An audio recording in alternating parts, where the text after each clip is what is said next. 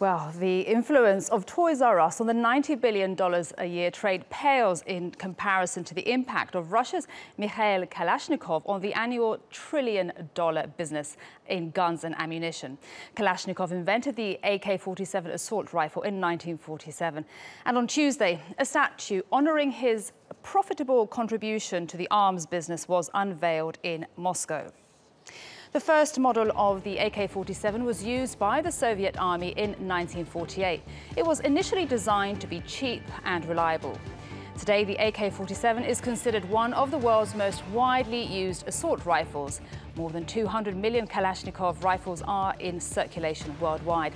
That's one for every 35 people. The black market is a popular domain for the rifle's circulation. According to a recent report by research firm Global Financial Integrity, it can cost as little as $600 to buy one illegally in Afghanistan. Most of the Kalashnikovs used in the Paris attacks at Charlie Hebdo and the Bataclan Theatre reportedly came from Belgium, where the gun can cost around $1,000 on the black market. If purchased on the dark web, that price tag increases to nearly $3,000.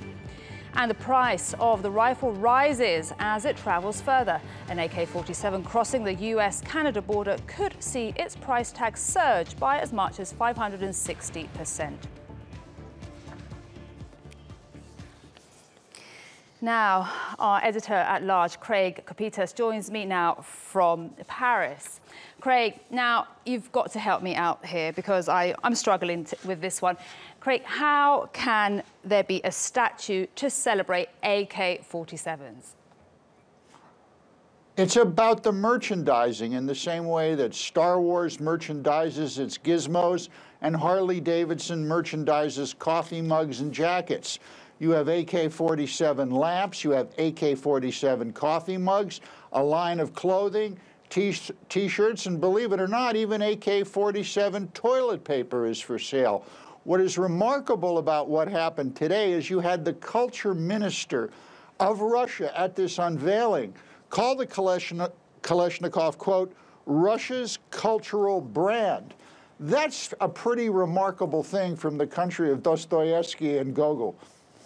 But, Craig, really, I mean, this is a gun that's responsible for so many deaths, from Afghanistan, Africa, to even the recent Paris attacks where you are. How can we have this statue, and how can, as you've just said, the Russian cultural minister called it Russia's cultural brand? I mean, how is this possible? Isn't there moral outrage? Well, among the usual anti-gun suspects, I suspect, sure. But the bottom line here is money and cash flow. Russia doesn't make a lot of things that the West wants. It wants Kalashnikovs and AK-47s, and it's certainly getting them. You know, in the same token, in the United States, you had Samuel Colt, who invented the Colt 45, which was known as the Peacemaker. He has statues all around the United States in his honor. But the AK-47, you know, it's not branded right. Like in Africa, for instance, it's called the African credit card because you can take it out and get anything you want. It's a moneymaker. It's branding. Welcome to the modern world. Yeah, it doesn't sit right, but you know what? They're making a profit off of it. So just what else is out there? You mentioned, if I heard correctly, toilet paper with AK-47s. I mean, is there anything worse? Well, yeah, one of my favorites is the many songs that sing the praises of the AK-47, which are pop tune hits inside Russia. You also have other items like AK-47 bullet jewelry. And one of the more interesting items that I happened to see a number of years ago was an AK-47 made for Leonid Brezhnev's 70th birthday. It was about this big, and it actually worked. It was made by the Kalashnikov factory in Moscow. These tiny Kalashnikovs are real collector's items in the gun world, particularly in Russia.